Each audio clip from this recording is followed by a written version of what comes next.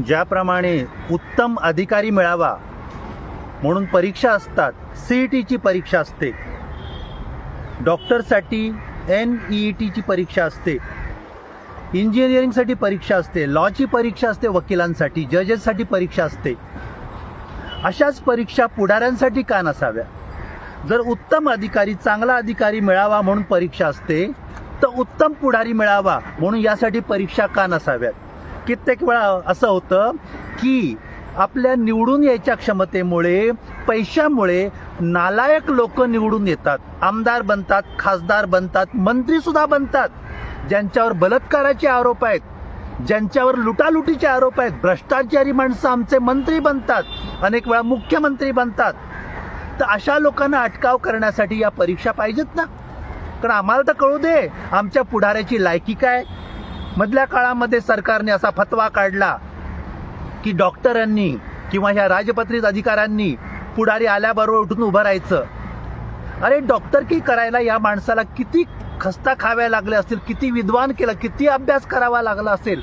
रात्रीचा दिवस एक करून त्यांनी मेडिकलचा अभ्यास केला, एंट्रन्स एक्झाम पास केली, परीक्षा दिल्या, तेव्हा जाऊन कुठे तो डॉक्टर बनला.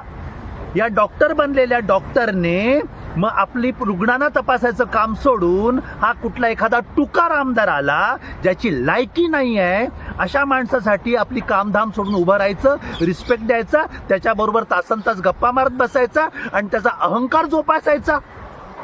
आणि हीच गोष्ट इंजिनिअरिंगसाठी आहे. इंजिनिअरिंग बनायला का सहज नसतं, वकील बनणं सहज नसतं, जजेस बनणं सहज नसतं. अरे शिक्षक बनण्यासाठी TETची परीक्षा द्यावी लागते, तेव्हा जाऊन कुठे चांगला शिक्षक मिळतो.